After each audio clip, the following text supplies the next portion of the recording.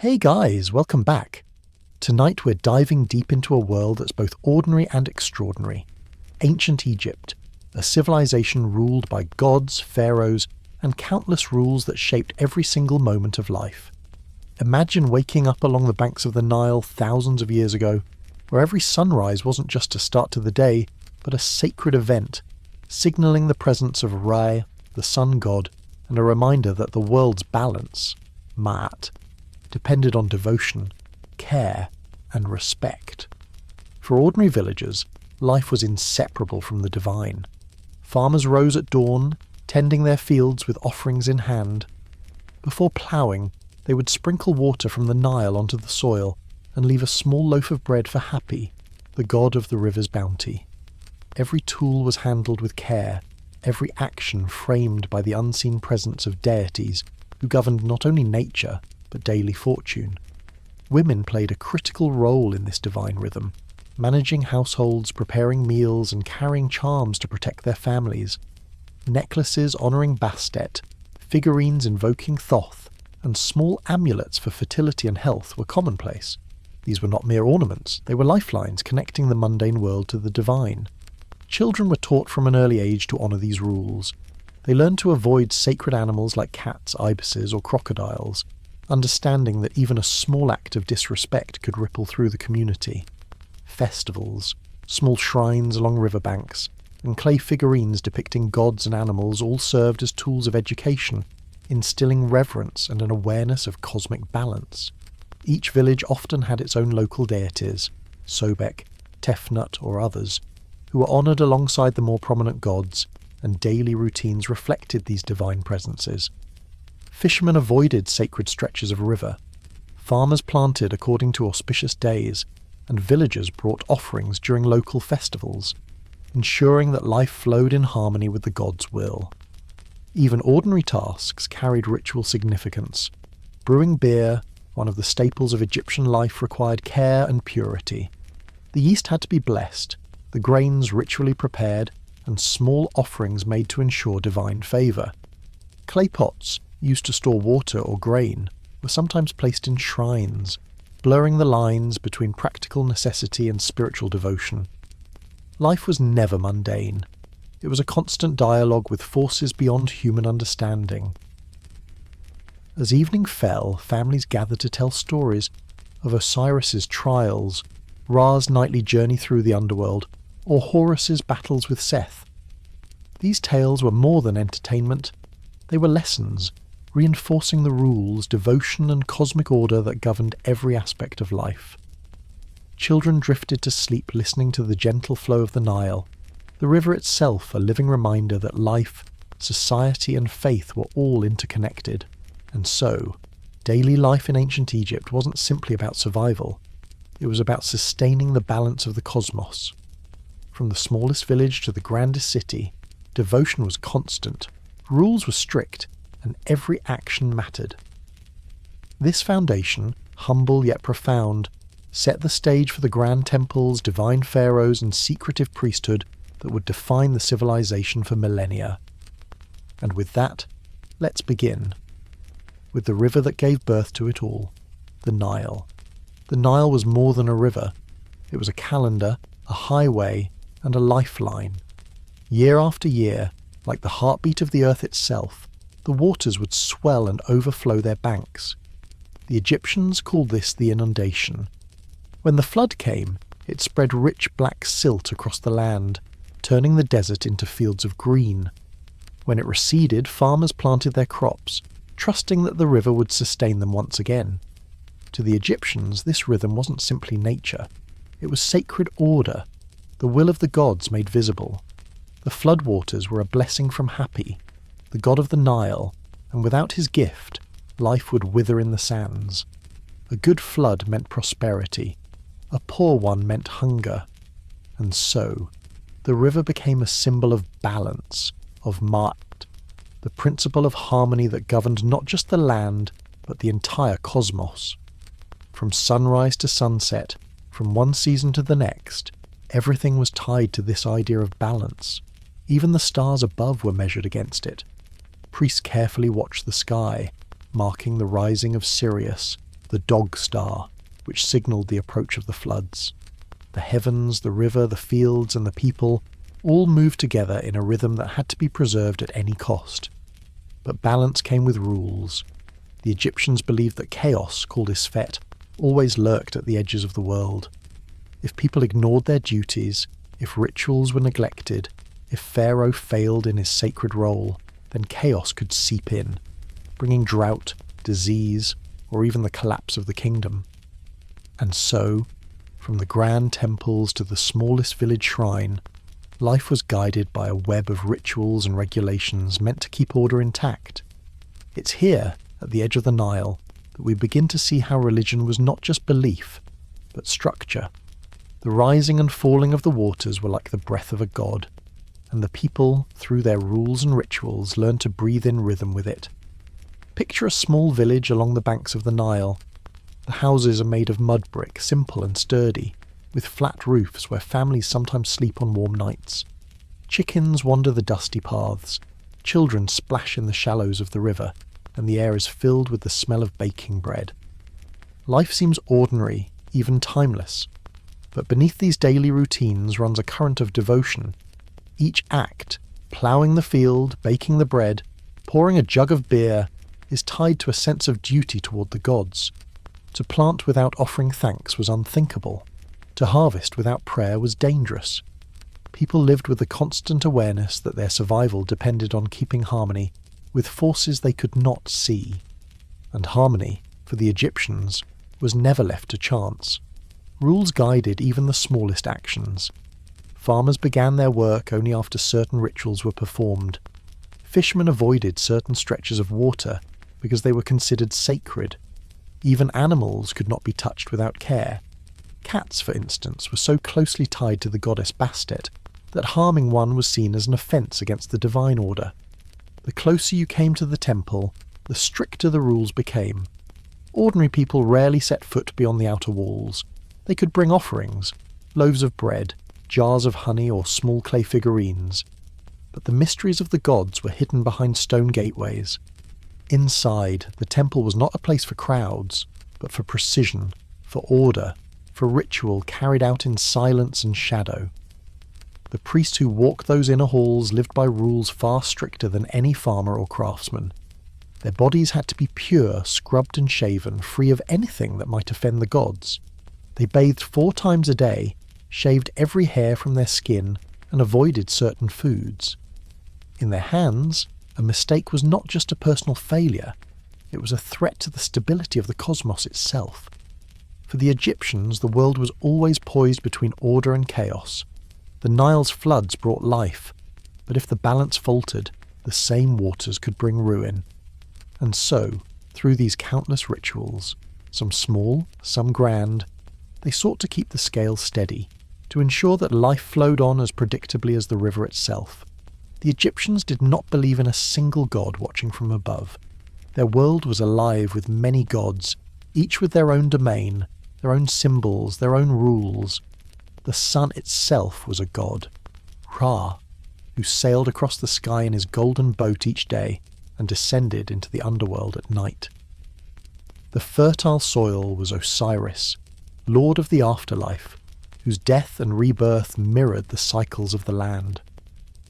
The falcon soaring high above was Horus, protector of kings.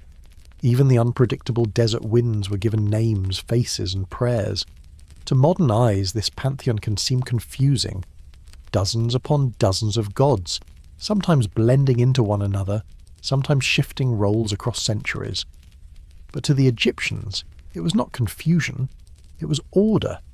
Each god had a place in the grand design, and each was honoured according to precise customs. Yet, their rules were often strange. In one region, crocodiles were sacred to Sobek, the fierce god of strength and fertility. Priests raised tame crocodiles in temple pools, adorning them with jewels and feeding them delicacies. But in another city, the same animal might be hunted or feared, seen as a threat rather than a protector. What was sacred in one place could be forbidden in another. Even food was shaped by these divine boundaries. Certain fish were avoided. tied to myths of gods who had been devoured in ancient battles. Beans, though common, were sometimes seen as impure, avoided by priests who sought to keep themselves ritually clean. Nothing was eaten or offered without considering which god might be pleased or offended. The stories of the gods, too, shaped behaviour. The myth of Isis and Osiris taught that love and loyalty extended even beyond death. The tale of Ra and his daily journey reminded people that even the mightiest power faced danger from the forces of chaos, embodied by the great serpent Apophis. Every sunrise was not taken for granted. It was proof that order had triumphed once again. And woven through all of this was the idea of Ma'at, the principle of balance and truth. The gods demanded not just worship, but adherence to this order in every aspect of life. To lie, to cheat, to neglect one's duties. These were not just moral failings, but threats to the balance of the universe. So the people lived with constant reverence. At dawn, they greeted the rising sun not just as light, but as a god reborn. At night, they prayed for safe passage through darkness, just as Ra himself travelled through the underworld. Theirs was a world where the divine was never distant. It was in the earth beneath their feet, the animals they cared for, the river that sustained them, and the sky above their heads. At the centre of it all stood the pharaoh. To the Egyptians, he was not simply a king or a ruler. He was a living god. In life, he embodied Horus, the falcon god of kingship, soaring above the land with divine authority. In death, he became Osiris, the lord of the underworld, guiding the cycle of rebirth. His role was not just political, it was cosmic. When Pharaoh stood before his people, he was the bridge between mortals and the divine. Every ritual he performed, every decree he issued carried weight far beyond the throne. If he ruled with justice, Ma'at was preserved. If he faltered, chaos could spread across the kingdom. The Nile might not flood, the crops might fail, enemies might strike at the borders.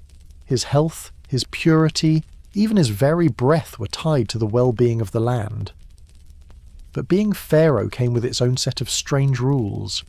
He could not be seen as ordinary. Ceremonies marked his life from the moment of coronation, when he was ritually reborn as the chosen son of the gods. His regalia, the crowns, the sceptres, the flail and crook, were not just symbols of power, but sacred objects infused with meaning. Each gesture, each public appearance was carefully choreographed to reinforce his divine role. Even his body was part of the cosmic order. Great care was taken to protect him from impurity. Food, clothing, and even the air in his chambers were purified. In rituals, he sometimes wore false beards to link himself with Osiris, blending the human and divine. Festivals were staged to display his vitality, his connection to the gods, and his role as the guarantor of abundance. To his people, Pharaoh was more than a man, he was a necessity. Without him, the gods could not be fully appeased, and Egypt itself might fall into disorder. And so, his life was woven with rules designed to elevate him above the ordinary, to keep him untouchable, sacred, almost otherworldly. But of course, Pharaoh could not personally tend to every god in every temple. That responsibility fell to another group, a hidden force within Egyptian society, the priests. Their lives, too, were shaped by some of the strangest and strictest rules in history. The priests were the hidden heartbeat of Egypt's religion. While the pharaoh stood as the divine bridge between gods and humans, it was the priests who carried out the daily work that kept the cosmic balance intact. Their lives were bound by discipline, ritual, and a level of detail that seems almost obsessive to modern eyes. Purity was their constant companion. Priests shaved every hair from their bodies, head, arms, legs, even eyebrows, to remain ritually clean. They bathed multiple times a day in the sacred waters of the Nile or in temple basins, an act that was as much spiritual as it was physical. Every action, from the way they walked through temple halls to the way they handled sacred objects, had to adhere to strict rules. A single misstep, a single touch of impurity, could offend the gods and threaten the balance of the world. Food was another area governed by divine law. Certain meats, fish, and legumes were forbidden, because they were considered impure or offensive to particular gods. Priests ate simply, often vegetarian meals, while the elaborate feasts of pharaohs and nobles served both as sustenance and as offerings to deities. Even the timing of meals mattered, as rituals often dictated periods of fasting or ceremonial preparation before sacred duties. Inside the temples, life followed a precise rhythm. Statues of gods were treated as living beings, washed, anointed and clothed each morning. Offerings of bread, beer and incense were placed before them, accompanied by chants and prayers that had to be recited exactly as written. The priest's knowledge of these rituals was encyclopedic. Generations of training ensured that no detail was forgotten. Their influence extended beyond temple walls. Priests advised Pharaoh, guided festivals and monitored calendars. They observed the stars to predict floods, tracked agricultural cycles, and determined auspicious days for planting or harvest. In essence, the priests were the custodians of order, translating the will of the gods into human action. Even outside the temple, their authority touched every aspect of daily life. Ordinary Egyptians respected the priests, bringing offerings, seeking guidance, or asking for protective charms. Their lives were not free or easy, but in return, they carried a responsibility that linked them to eternity, to the gods, to Pharaoh, and to the unbroken cycle of life along the Nile. And yet, while priests followed these strict routines, the common people found their own ways to honour the gods. They could not enter the inner sanctums of temples, but they celebrated festivals, left small offerings, and kept charms in their homes. Religion was not only about grand rituals, it was woven into the fabric of everyday existence, quiet yet omnipresent. While priests maintained the sacred order within temple walls, ordinary Egyptians found their own ways to connect with the divine. Religion was not distant or abstract for them. It was part of every sunrise, every harvest, every festival. Their worship was quieter, simpler, but no less meaningful. Festivals were the heartbeat of communal life. During celebrations like Opet, streets were filled with music, chanting and dance. People carried statues of gods in processions, following priests and pharaoh alike, while children waved small offerings and families shared food and drink. These events were not only spiritual, they were moments of joy, bonding and collective participation in the divine order. Even outside grand festivals, small acts of devotion were constant. Women wore amulets to protect themselves during childbirth, while men left tiny clay figures or baked offerings at shrines. Bread, beer and incense were common gifts, carefully prepared and placed to honour the gods. Each gesture, however minor it seemed, contributed to maintaining Mayat, the balance of the world. Life was full of rituals. Before cooking a meal, a small prayer might be said. Before going to sleep, offerings could be left at a household shrine. Even personal hygiene and clothing were guided by beliefs about purity. The gods were everywhere, and ordinary people lived with the awareness that neglecting them could bring misfortune. This devotion was not blind. Egyptians believed deeply in cause and effect, that the success of their crops, the health of their children, and the rise of the Nile's waters all depended on careful adherence to ritual and respect for the gods. To honour the divine was to honour life itself, and while life flowed according to the rhythm of the Nile, it was always shadowed by death, the next great stage in the cosmic order. Egyptians did not fear death in the same way we might. Instead, they prepared meticulously for it, building tombs, preserving bodies, and reciting spells that would guide the soul in the afterlife. In every festival, in every offering, in every small act of devotion, the Egyptians created a world where the divine and the mortal were inseparably intertwined. Their lives, full of rules, rituals and celebrations, were a careful dance to keep chaos at bay and harmony alive, a dance that began with the river and extended into eternity. For the ancient Egyptians, life and death were not opposites but parts of a single, continuous journey. Death was not feared as an end, but prepared for as a transformation. The soul, they believed, was made of several parts. the ka, the life force, the ba, the personality or spirit, and the ak, the transfigured immortal essence. Each needed care, each needed guidance, and each was tied to complex rituals that spanned the entire society. Mummification was perhaps the most striking of these practices. The body had to be preserved carefully, for it would serve as a vessel for the soul in the afterlife. Organs were removed and stored in canopic jars, each guarded by a different protective deity. The heart, the seat of intelligence and emotion, was left in place to be weighed against the feather of Mahat, a test of purity that determined the soul's fate.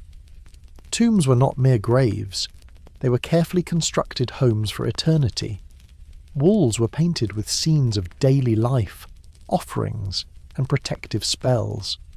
Every detail mattered. Food, drink, and even small figurines were included to ensure comfort in the next world.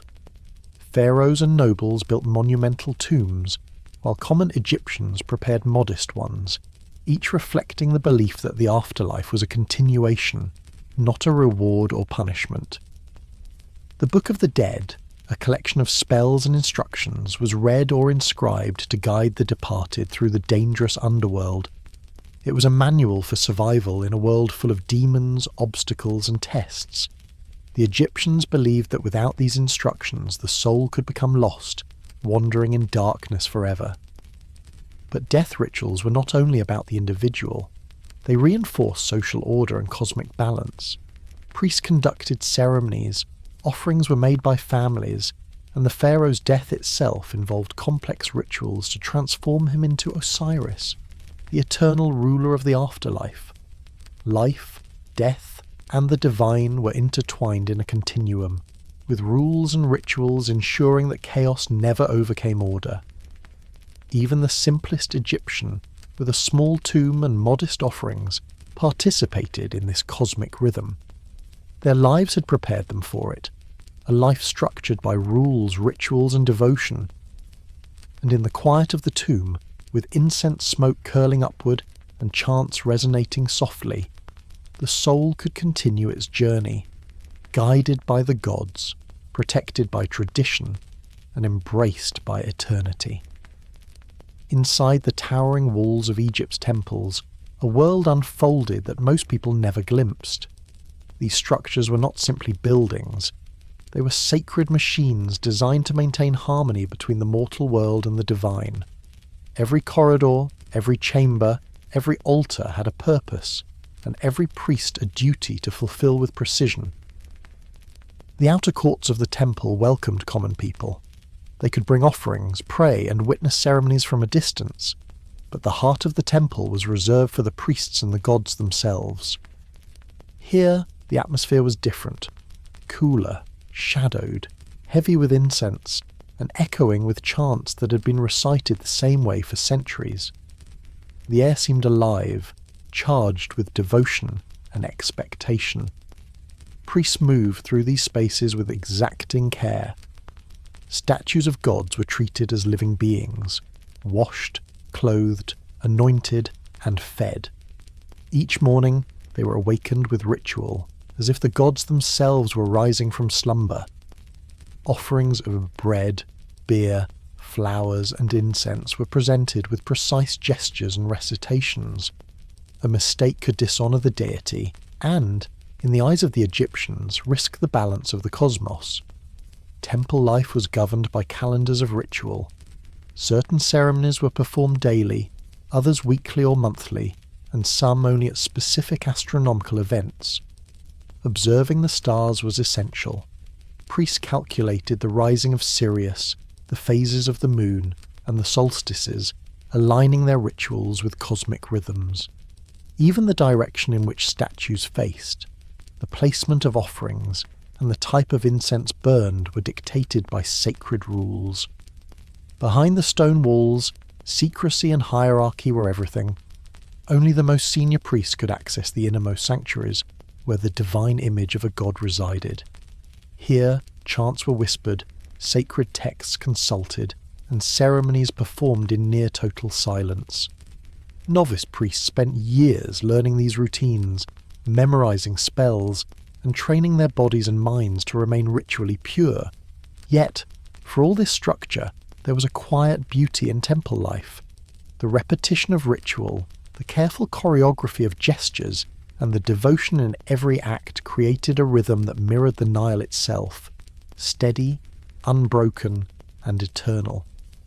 In this hidden world, the priests ensured that the gods remained honoured, that Pharaoh's rule was sanctified, and that Ma'at, the eternal balance, endured across the land. The Pharaoh's life was not only defined by hidden rituals and private devotion, it was also a performance of divine authority, staged for the eyes of gods and humans alike. Festivals and public ceremonies were opportunities to display his connection to the divine and reinforce the cosmic order. Every gesture, every crown, every procession carried meaning. One of the most important festivals was the Opet festival, celebrated annually in Thebes.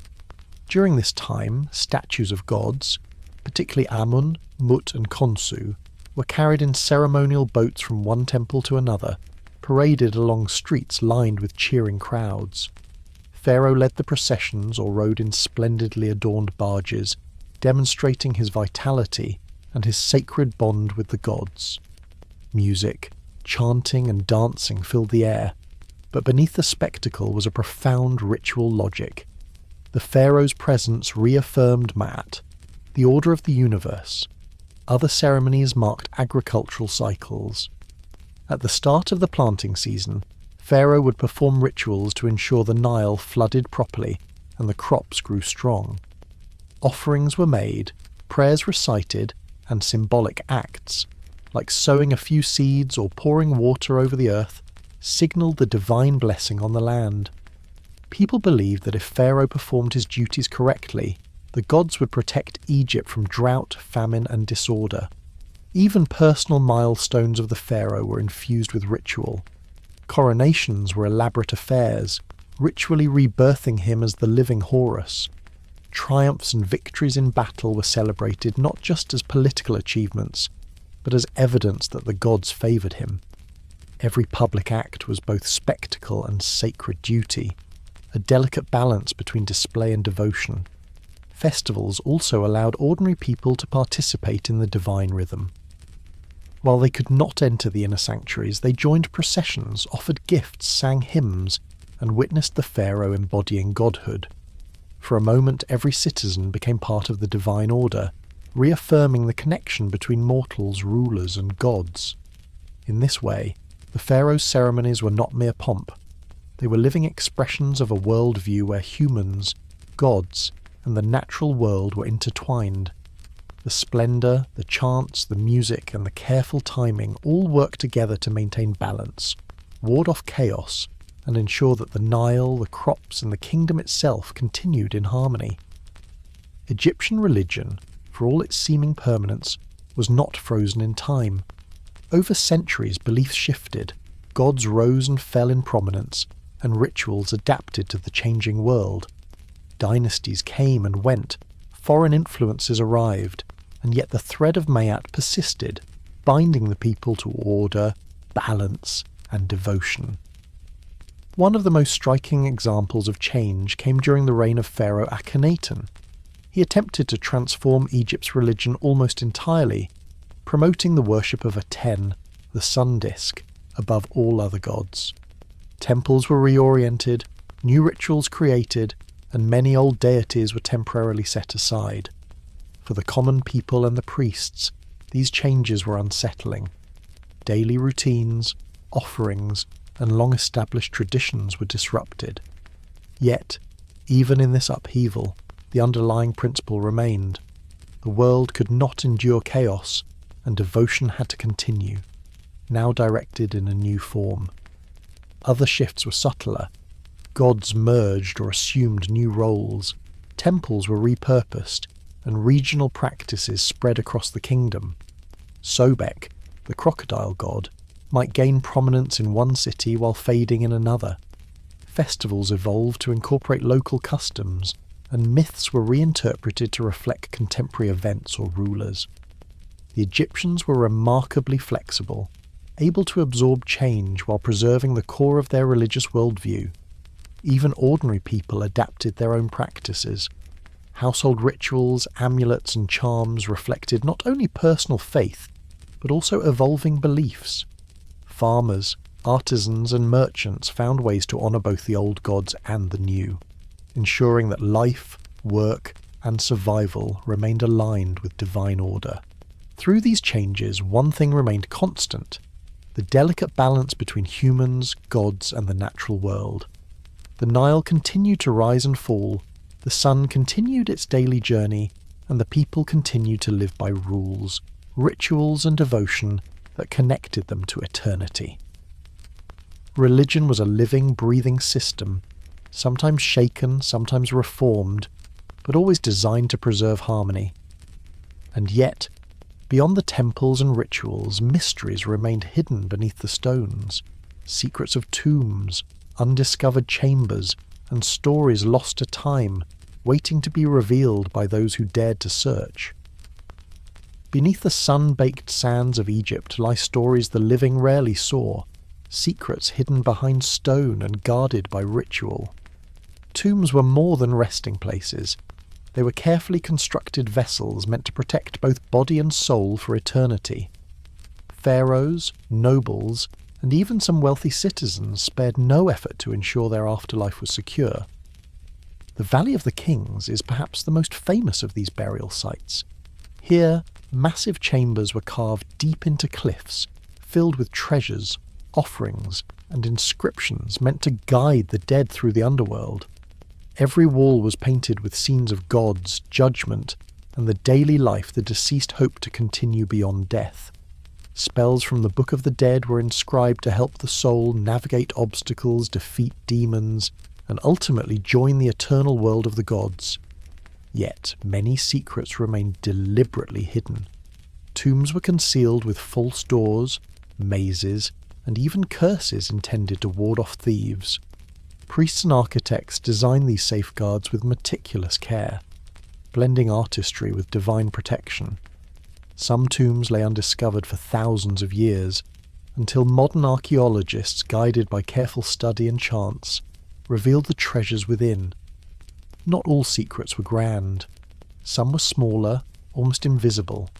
Tiny figurines placed to serve the deceased in the afterlife, animals buried as companions, or jars of perfume meant to comfort the spirit. Each object carried meaning, its presence reinforcing the eternal balance that Egyptians sought so carefully. Even today, these hidden spaces continue to captivate. Mummies, hieroglyphs, and golden artifacts speak not just of wealth or power, but of a culture obsessed with order, devotion, and the preservation of life beyond death. The stones themselves seem to whisper the rules, rituals, and beliefs that sustained an entire civilization for millennia. In these silent chambers, one can almost feel the presence of the priests, pharaohs, and ordinary Egyptians who walked the earth long ago. Their devotion, their careful adherence to rules, and their belief in the unseen connect past and present, life and afterlife, in ways we are only beginning to understand. Even though the great civilizations of Egypt have long passed, their influence still echoes across time. The pyramids, temples, and tombs stand as monuments not only to power and wealth, but to a worldview that placed harmony, ritual, and devotion at the center of life.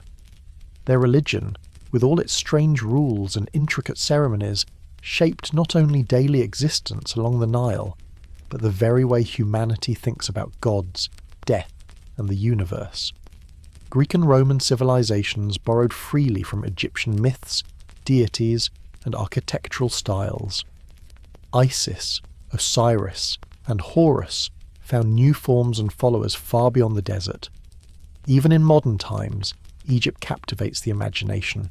Mummies, hieroglyphs, and sun-baked temples continue to inspire stories, films, and scholarly study. The same devotion that drove priests to meticulous rituals, that guided pharaohs through ceremonies, and that shaped the lives of ordinary villagers, still resonates today as a testament to human curiosity and faith. Perhaps the most remarkable legacy of ancient Egypt is its insistence on order, balance, and the careful weaving of human life with the divine. The rules may seem strange to us now: shaving the body, offering bread to statues, weighing hearts against feathers, but they were not arbitrary. They were tools to maintain stability in a world that could so easily slip into chaos. In following these rules, Egyptians created a civilization that endured for millennia, leaving traces of its wisdom, beauty, and mystery for us to explore. And as we step back from the temples, the tombs, and the flowing Nile, it is easy to see why Egypt still captivates us. It is not just the monuments or treasures, but the quiet rhythm of life, the devotion to balance, and the strange yet fascinating rules that governed every heartbeat of an entire civilization. They remind us that history is more than dates and battles. It is the story of how people sought to understand their world, to live in harmony with forces greater than themselves, and to leave a trace that would endure beyond life. So the next time you imagine the desert sands, the rising sun, or the silent halls of a temple, remember the Egyptians, their rules, their rituals, and their unwavering belief in balance. And if you've enjoyed this slow journey through time, make sure to like, subscribe, and join us again for more tales that are strange, fascinating, and sometimes just boring enough to drift off to sleep.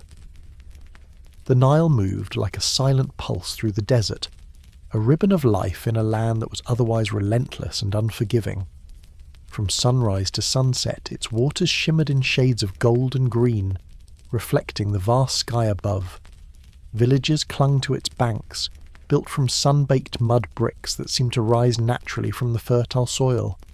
Farmers tended their fields, women drew water from wells, and children played in the shallows, their laughter mingling with the calls of birds and the distant bleating of goats. Life along the Nile was a rhythm dictated by the river itself.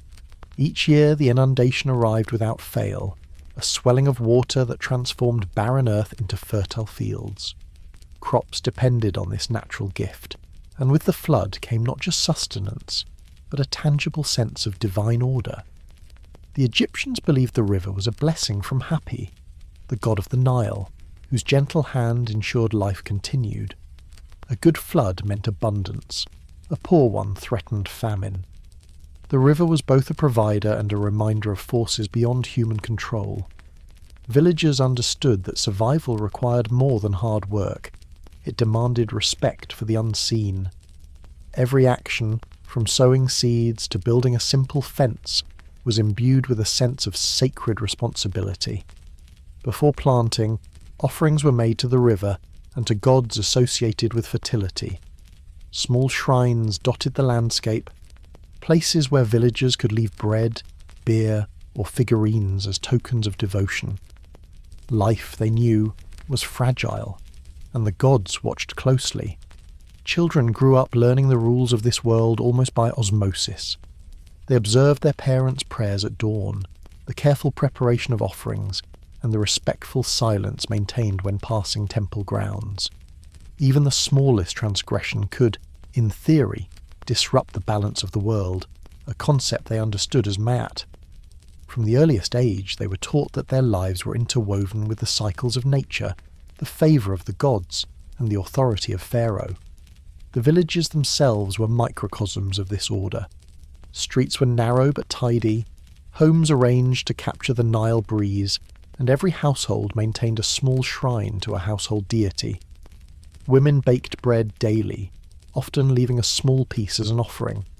Men tended fields and canals, ensuring the water flowed where it was needed. Labour was both practical and sacred. To work the land properly was to honour Hapi and to maintain harmony in the world. Even leisure had a ritual dimension. Music, dance, and storytelling were not merely for entertainment. They were expressions of devotion. Festivals punctuated the calendar, aligning with agricultural cycles and celestial events. During these times, villagers gathered to sing, play instruments, and reenact myths, participating in a living tapestry that connected them to gods, Pharaoh, and the natural world. Yet, For all this devotion, danger always lurked nearby. A mismanaged canal could flood homes, a late planting season could devastate crops, or disease could strike without warning. The Egyptians did not see these as accidents, but as signs of imbalance, reminders that life's harmony was delicate and required constant attention. Rules, rituals, and offerings were not superstitions. They were tools to navigate a world that demanded respect for forces beyond human control. As the sun set and the sky turned from gold to deep violet, villagers would gather near the river, watching the reflection of stars in the calm waters. The rhythm of life along the Nile, the rise and fall of water, the planting and harvest, the songs and prayers, mirrored the cosmos itself. In this quiet, ordinary world, the foundations of a civilization built on balance, devotion, and careful attention to detail were being laid, one ritual, one offering, one thoughtful act at a time. The day-to-day life of ordinary Egyptians was deeply intertwined with belief. Farmers rose at dawn, not just to work, but to honour the gods who controlled the land. Before ploughing, they would sprinkle water from the Nile onto their fields and offer a small loaf of bread to Hapi or Geb, the god of the earth. Even the tools they used were treated with care, for to harm them carelessly was considered disrespectful to the divine order that governed the land. Women played a central role in these rituals. Beyond managing households and preparing meals, they carried charms and amulets to protect their families. A simple necklace could honour Bastet, the cat goddess of home and fertility, or Thoth, god of wisdom, to safeguard children's learning. During childbirth, mothers relied heavily on magical spells, incantations, and small figurines believed to ward off evil spirits. These customs were passed down from mother to daughter, becoming as natural as the sunrise itself. Children, too, learned the subtle ways that religion permeated life. They were taught to avoid sacred animals, like cats, ibises, or crocodiles, and to treat even the smallest offerings with reverence. Small clay figurines, sometimes of gods, sometimes of farm animals, were placed in homes or at riverbanks. These acts may have seemed minor, yet each one contributed to the balance of Ma'at, ensuring the favour of the gods and the stability of the community. Local deities, often unique to specific regions, were venerated alongside the more famous gods. In one village, Sobek, the crocodile god, might be worshipped as a guardian of fishermen, while in another, Tefnut, the goddess of moisture, ensured that the fields received sufficient water. People adapted their daily routines to reflect the presence of these gods. Fishermen avoided certain stretches of the river considered sacred. Farmers planted or harvested according to auspicious days, and villagers brought offerings during festivals dedicated to local deities. Even ordinary tasks carried ritual significance. Brewing beer, one of the staples of Egyptian life, required careful attention. The yeast had to be pure, the grains blessed, and small offerings made to ensure the gods' favour. Clay pots were used to carry water or store grain, but some were also placed in shrines, blending the practical with the sacred. Life was never purely mundane. It was a constant dialogue with forces beyond human comprehension. As evening fell, families gathered in the fading light, telling stories of gods and heroes, of Osiris's triumph over chaos, or Ra's nightly journey through the underworld. These narratives were more than entertainment. They were lessons, a way to instill respect for divine rules and cosmic order. Children drifted to sleep listening to the rhythm of the Nile outside, the gentle current a constant reminder that life itself flowed in harmony with the gods. As villages thrived along the Nile, their connection to the gods extended beyond household shrines and local deities to the grand temples that dominated cities like Thebes, Memphis, and Heliopolis. These monumental structures were not merely places of worship. They were centres of political power, economic activity, and sacred ritual. Each temple was carefully designed to reflect cosmic order, its architecture and layout embodying the principles of Ma'at that governed all of Egyptian life. The outer courts welcomed ordinary people, Here they could bring offerings, pray, and participate in festivals, witnessing ceremonies at a distance. But beyond these walls, the inner sanctuaries were strictly restricted, accessible only to priests and Pharaoh himself. These sacred spaces held the images of gods, treated not as statues but as living beings. Each morning, priests would awaken the divine images, washing, anointing, and clothing them, reciting precise incantations that had been passed down for generations. Every movement, every gesture had significance, and any mistake could be interpreted as a disruption of the cosmic balance. Priests themselves lived under a strict hierarchy. Novices learned the sacred texts and rituals under the guidance of senior priests, memorizing spells, chants, and gestures that would take years to perfect. Advanced priests specialized in astrology, interpreting the stars to determine festival dates and agricultural cycles. Others managed temple resources, oversaw offerings, or advised Pharaoh on religious matters. Every role reinforced the temple's dual purpose, honoring the gods and maintaining order in the kingdom. Daily life inside a temple followed a rigid schedule. Offerings were presented multiple times a day, incense was burned, and chants echoed through corridors in a rhythm that mirrored the flow of the Nile. Calendars dictated larger rituals. Full moons, solstices, and the heliacal rising of Sirius were occasions for elaborate ceremonies. Even the placement of statues and sacred objects followed strict rules, aligning with cosmic principles that reflected the Egyptians' belief in a universe carefully governed by divine order. Yet temples were not only places of ritual, they were also centres of learning, where knowledge of medicine, astronomy, and mathematics was preserved and taught. Scribes recorded transactions, ritual instructions, and observations of the natural world, ensuring continuity of knowledge across generations. In these stone halls, the line between the practical and the divine blurred, creating a civilization in which religion and daily life were inseparably intertwined.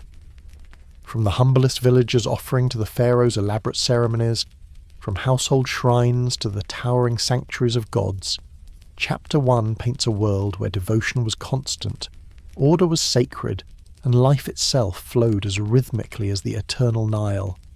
Even as villagers tended their fields and priests maintained temples, the gods themselves remained at the centre of every thought and action.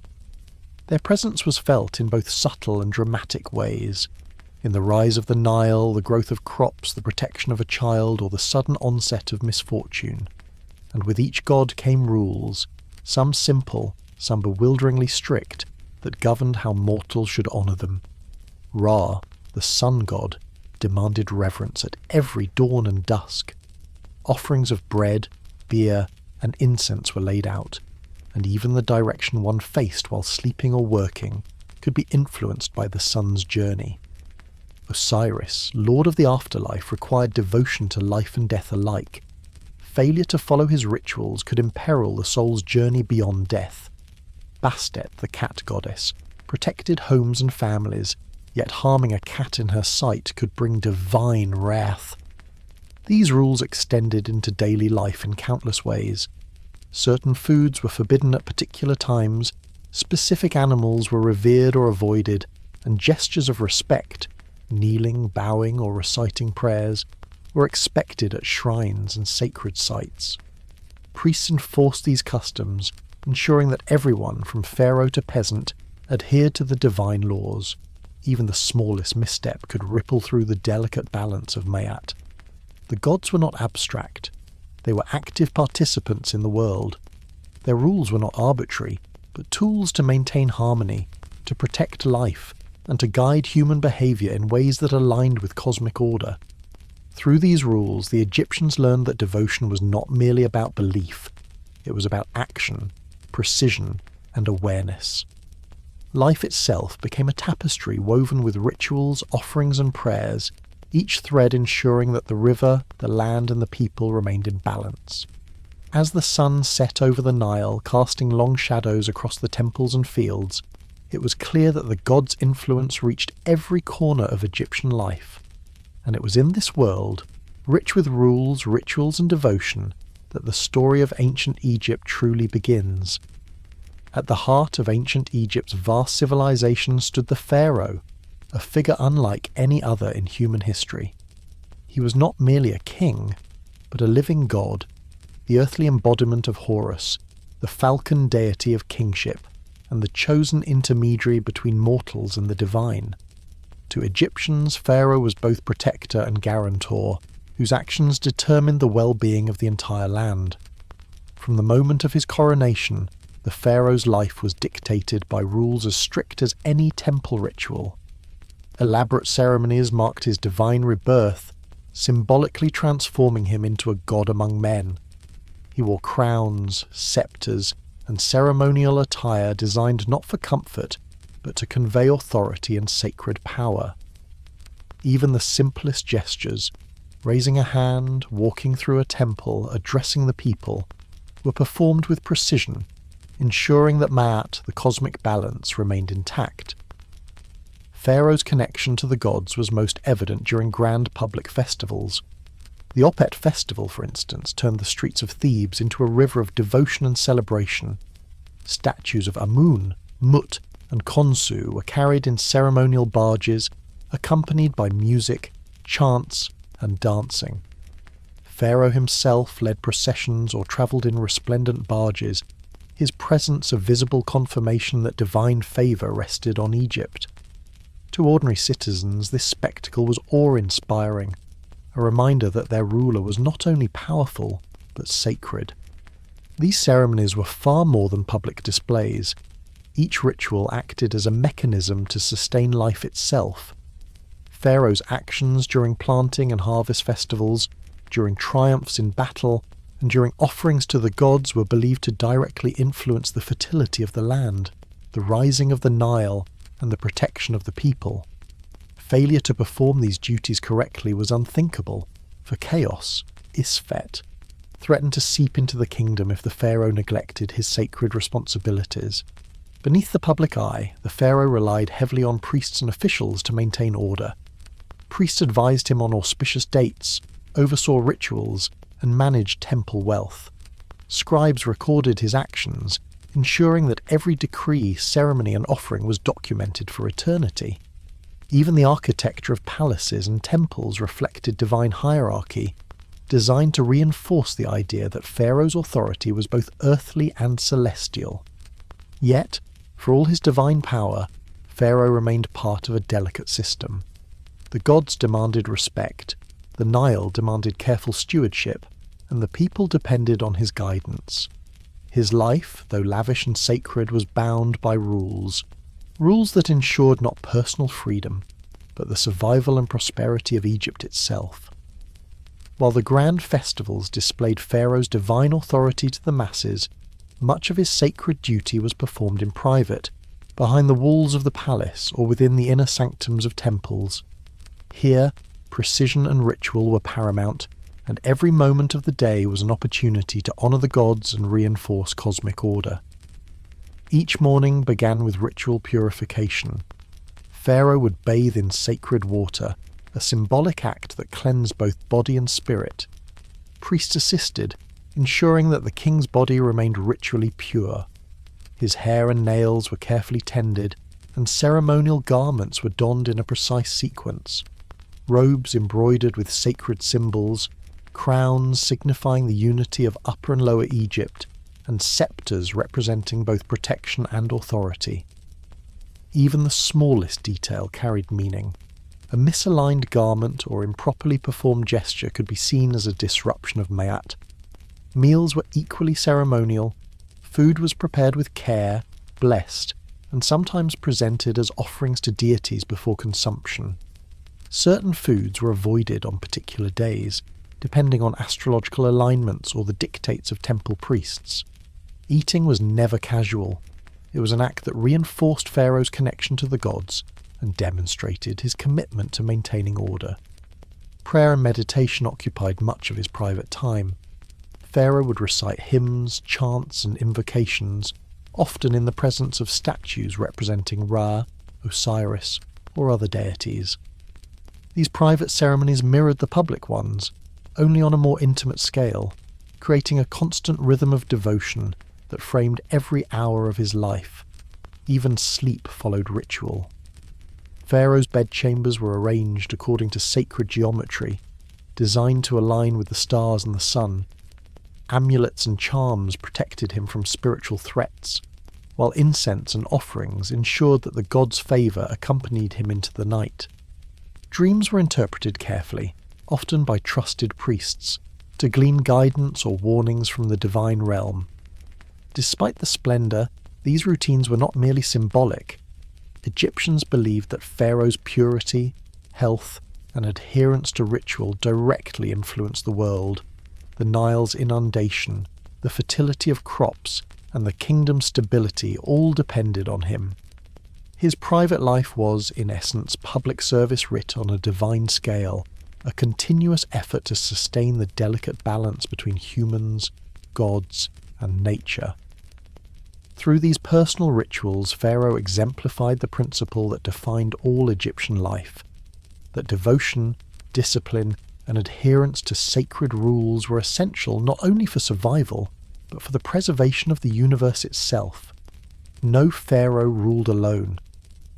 While his divine authority was unquestioned, the smooth functioning of Egypt depended on a complex network of priests, scribes, and officials who acted as intermediaries between him, the gods, and the people. These relationships were governed by ritual, hierarchy, and precise rules, a delicate balance of power and devotion. High-ranking priests advised Pharaoh on sacred matters, determining the proper timing for festivals, rituals, and agricultural activities. They interpreted the stars, consulted temple records, and ensured that ceremonies adhered to tradition. A miscalculation could be catastrophic, as Egyptians believed even minor deviations might disrupt Ma'at, tipping the world toward chaos. In turn, Pharaoh validated their authority, granting them control over temple lands, resources, and administrative responsibilities. Scribes formed another critical layer of this hierarchy. They meticulously recorded offerings, decrees, tax collections, and ceremonial events. These records were not simply bureaucratic, they were sacred documentation, preserving the actions of Pharaoh and the priesthood for eternity. In a sense, scribes were custodians of memory, ensuring that future generations would understand both the divine and administrative order of Egypt. Temple officials and lesser priests handled day-to-day operations, from managing offerings to maintaining sacred spaces. They oversaw the preparation of food, the care of statues, and the coordination of rituals. Even seemingly mundane tasks were laden with spiritual significance.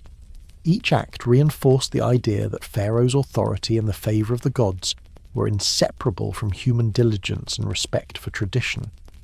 The Pharaoh's interactions with these figures were ceremonial as well as practical.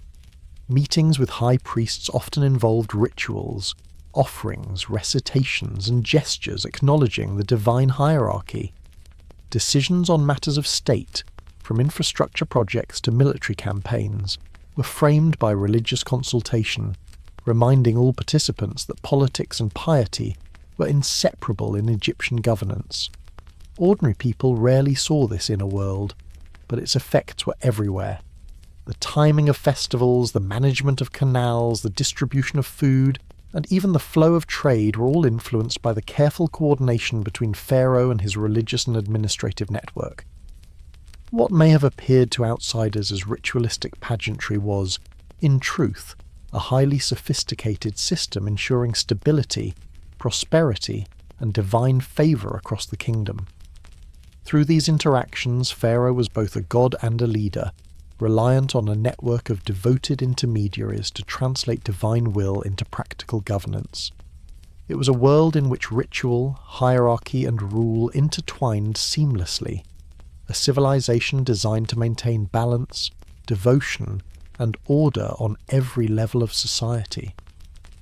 While much of Pharaoh's sacred work took place behind palace walls, public festivals were the ultimate expression of his divine role. These events transformed the streets, temples, and riverbanks into living theatres of devotion, where gods, ruler, and people converged in elaborate displays of ritual and pageantry.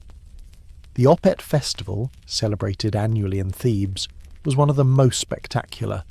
Statues of Amun, Mut and Khonsu were carried in ceremonial barges along the Nile, accompanied by priests chanting sacred hymns and musicians playing harps, flutes and drums.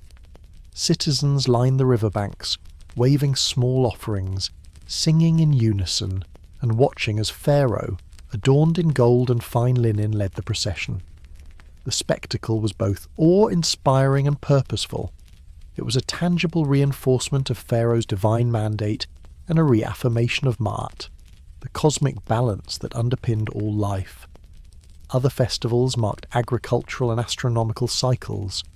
During the planting season, Pharaoh would perform symbolic acts to ensure the fertility of the land. During harvest celebrations, offerings were made to the gods in thanks for abundance. These public rituals were choreographed down to the smallest detail: the direction of movement, the timing of chants, and even the placement of offerings followed sacred rules that reflected celestial patterns and mythological symbolism. Citizens participated actively, not merely as spectators, but as contributors to the divine rhythm. They brought gifts, sang hymns, and engaged in dances that mirrored the stories of gods and heroes. Even children were taught to recognize symbols and gestures, learning that their participation helped maintain harmony between humans and the divine. Pharaoh's role during these festivals was multifaceted. He was leader, priest, and living symbol of the god's favor. Every action, raising a scepter, bowing before a statue, or sprinkling water on the procession, was imbued with meaning. The spectacle served to remind Egyptians that the prosperity of the kingdom, the rising of the Nile, and the protection of the people were inseparable from the pharaoh's divine presence and proper adherence to ritual. These festivals also reinforced social cohesion. They displayed the interconnectedness of priests, officials, and citizens, demonstrating how religious devotion structured every aspect of life. The grand visual and auditory spectacle conveyed a simple message. Order was maintained, the gods were honoured, and Pharaoh, as their earthly representative, ensured the harmony of the world. In essence, these public ceremonies transformed devotion into a shared experience, merging the sacred and the social. They were celebrations, lessons, and affirmations all at once, showing that the pharaoh's divine authority was not abstract. It was visible, tangible, and intimately linked to the everyday lives of all Egyptians. Even the pharaoh's divine authority was not immune to change. Over centuries, the nature of kingship, ritual, and religious focus evolved, reflecting shifts in politics, society, and belief. One of the most dramatic examples came during the reign of Akhenaten, who sought to transform the religious landscape of Egypt entirely. Akhenaten elevated Aten, the sun disk, above all other gods, effectively instituting a form of monotheism. Traditional deities were sidelined, and temples dedicated to Amun, Osiris, and other long-revered gods were closed or repurposed. Pharaoh himself became the sole intermediary between Aten and the people, concentrating both spiritual and political power in a way unprecedented in Egyptian history. These reforms had profound effects on daily life, ritual, and governance. Priests who had long managed temple wealth and rituals lost influence, while new clergy devoted to Aten assumed central roles. Festivals and offerings were reoriented, new prayers were composed, and art transformed to reflect Aten's radiance.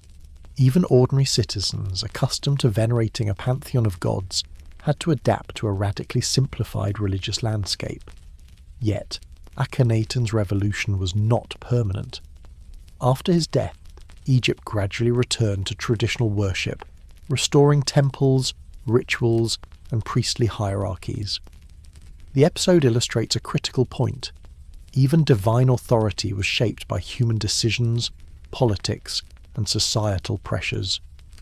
Pharaohs were god-kings, yes, but their role remained intertwined with the people, priests, and the enduring traditions that underpinned Egyptian civilization. Beyond dramatic reforms, smaller evolutions occurred across centuries. Gods merged, took on new attributes, or gained prominence in specific regions.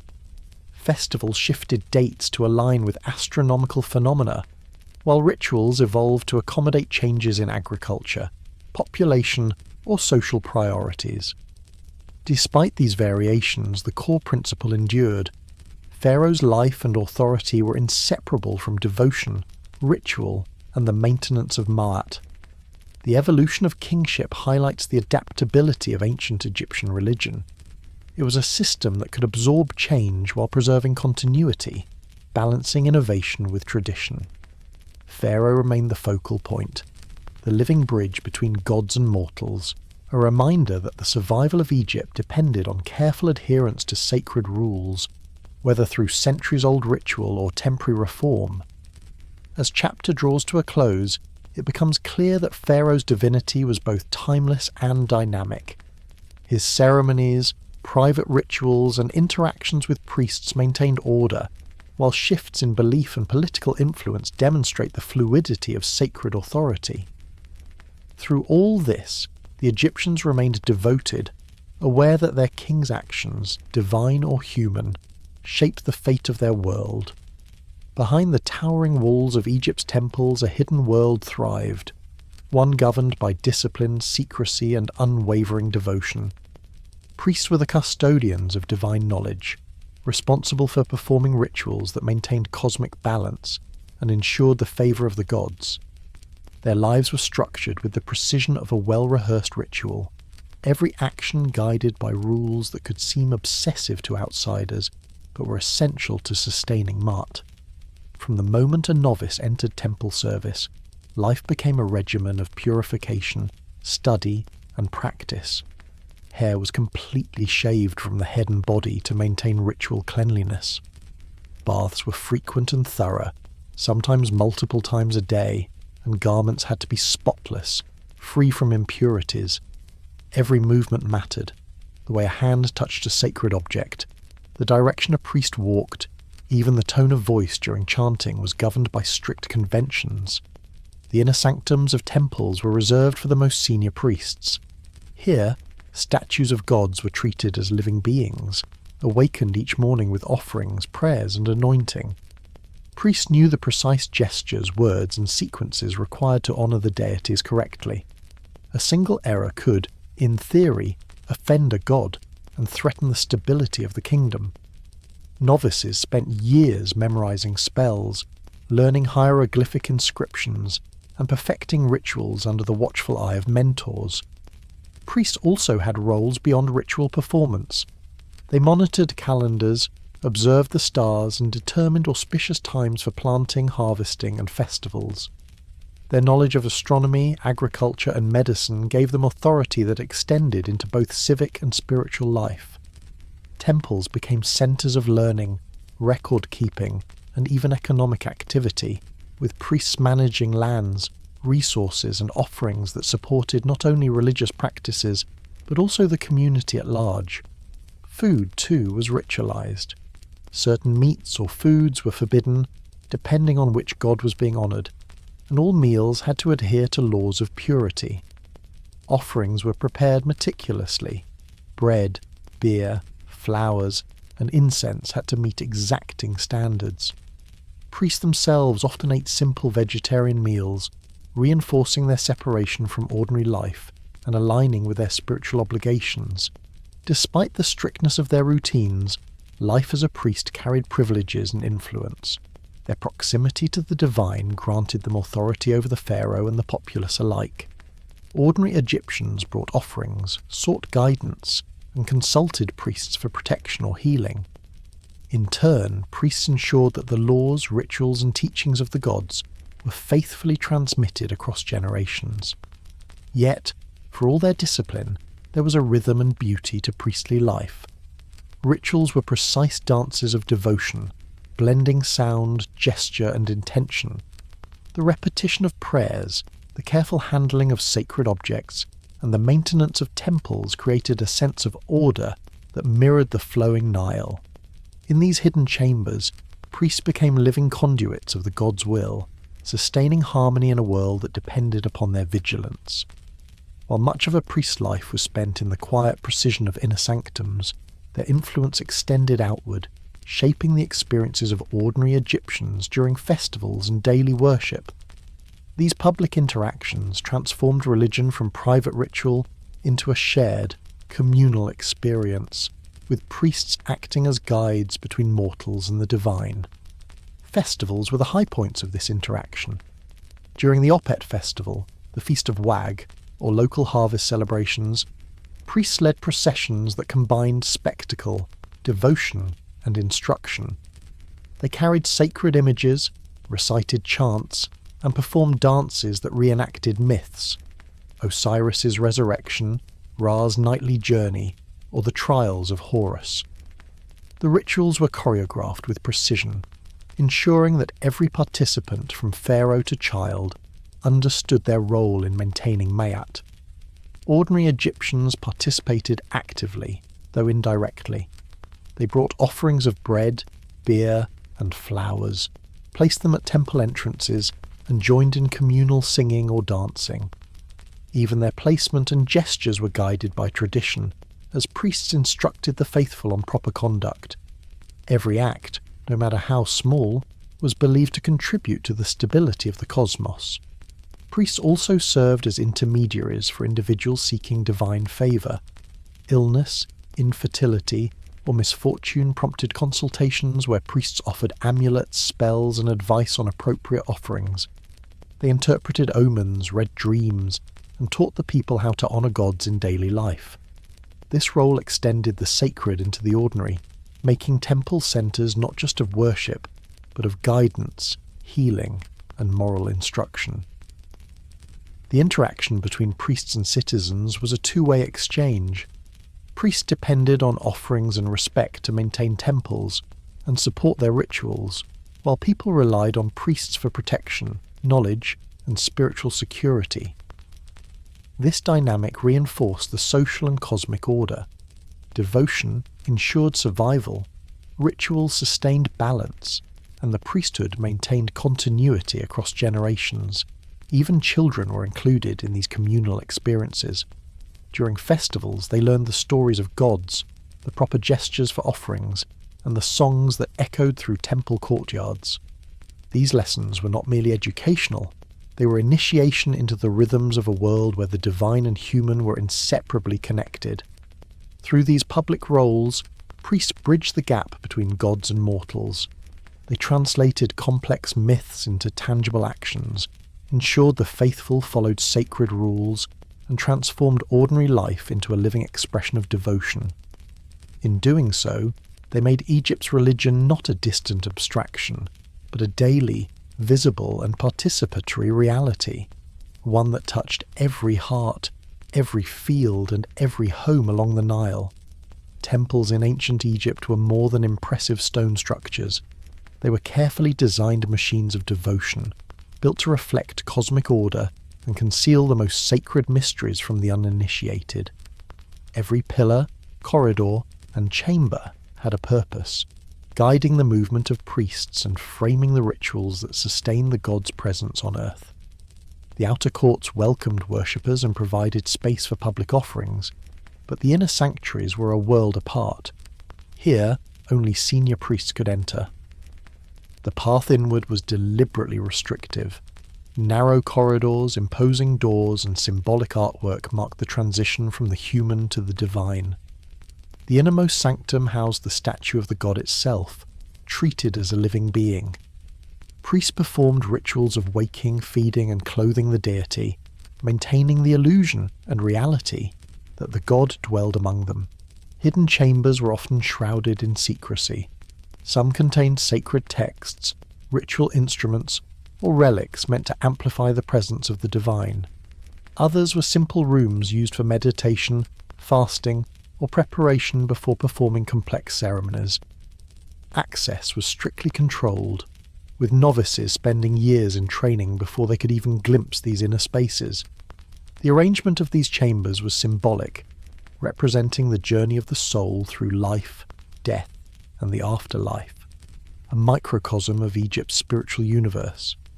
Rituals within these hidden spaces were intricate and highly choreographed. Priests recited incantations from memory, their voices rising and falling in precise patterns. Incense smoke swirled in harmony with chants, filling the air with aromatic offerings to the gods.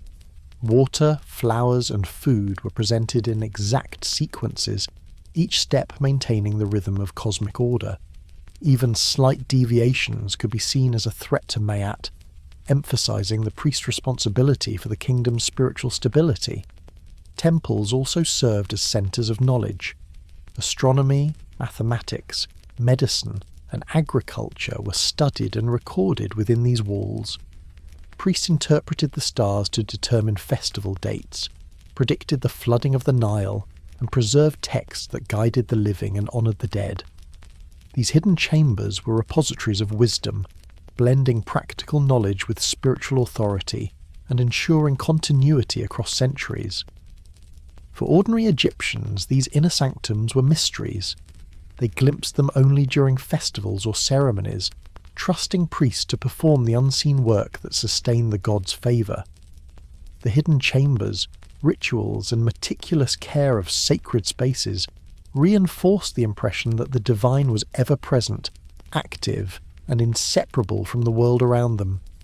In this way, temple architecture and hidden rituals created a bridge between humans and the divine, a structured and enduring system in which every stone, every chant, and every gesture mattered.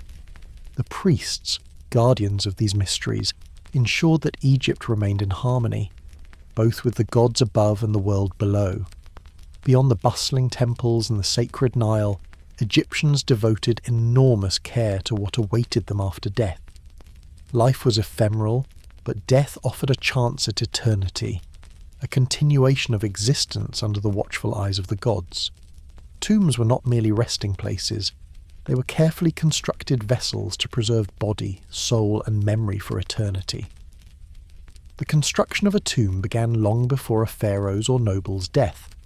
Architects and priests collaborated to design chambers that reflected cosmic principles, with corridors and sanctuaries arranged to guide the soul through the afterlife.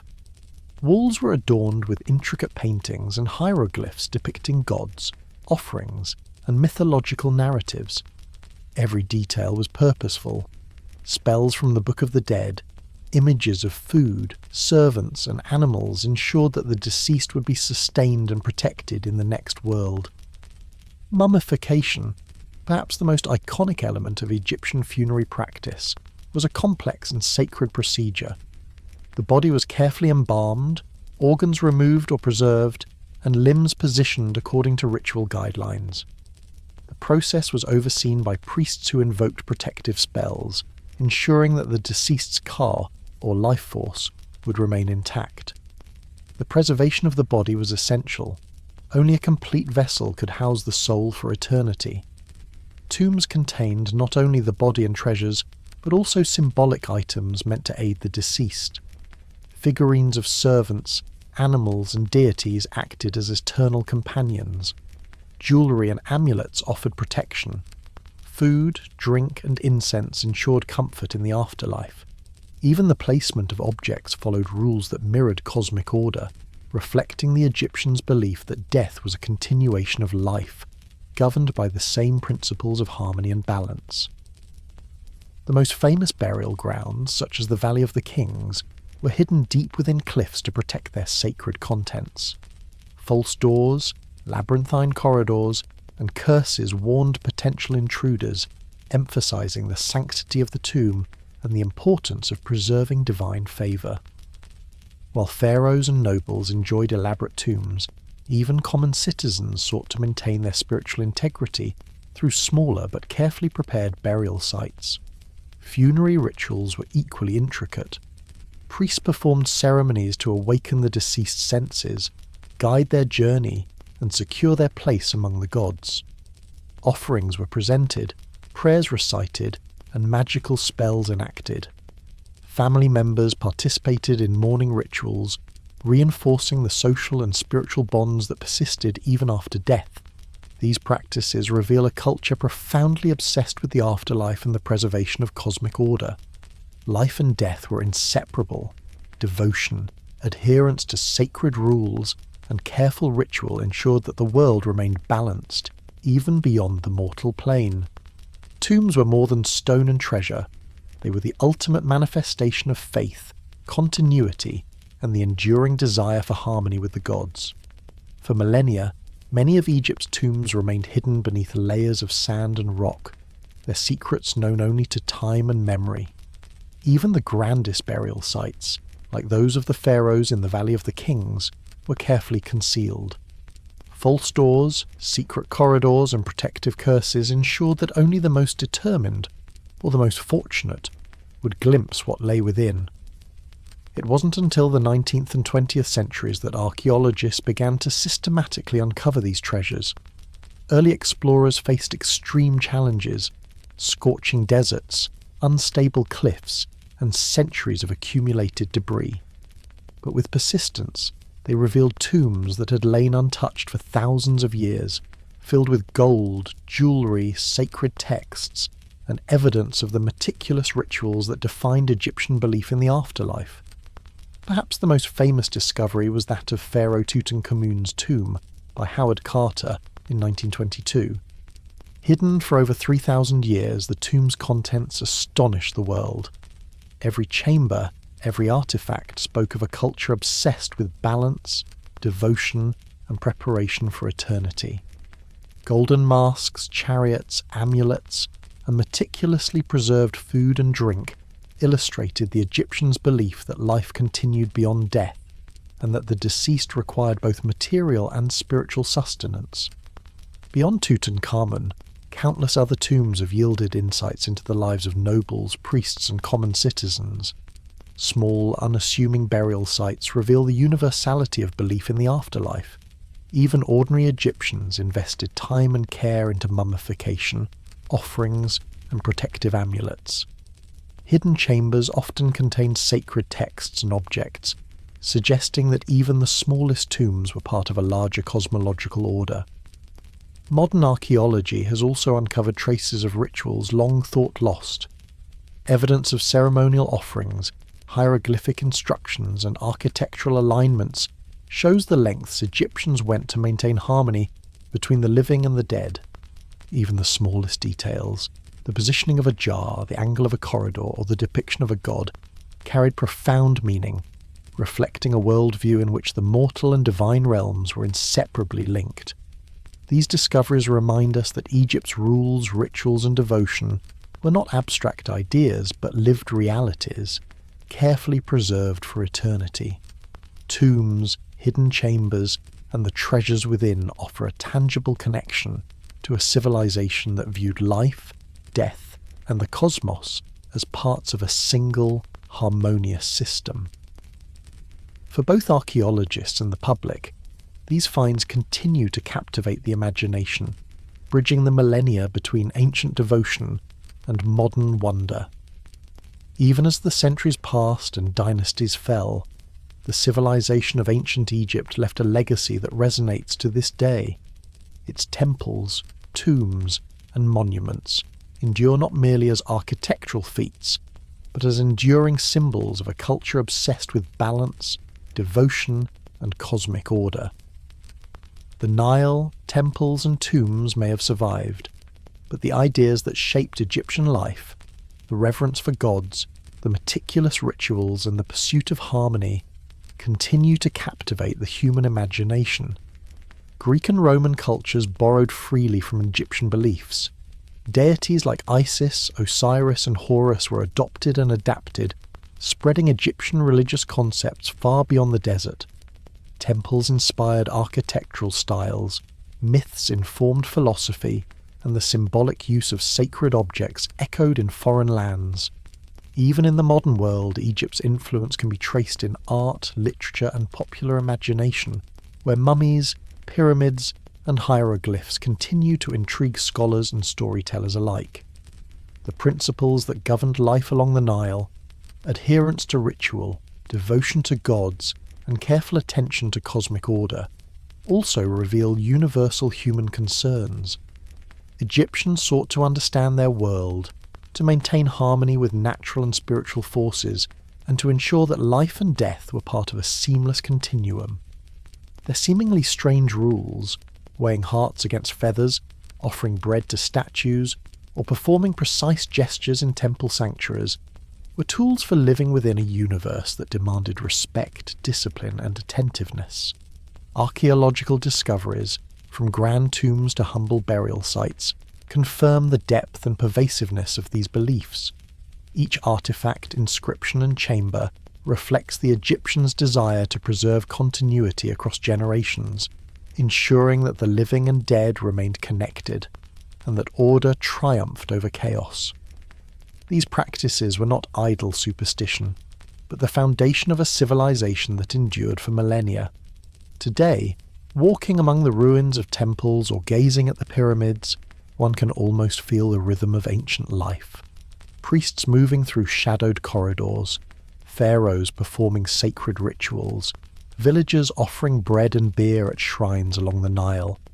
The devotion, discipline, and precision that shape their world remain tangible, reminding us that history is more than dates and events.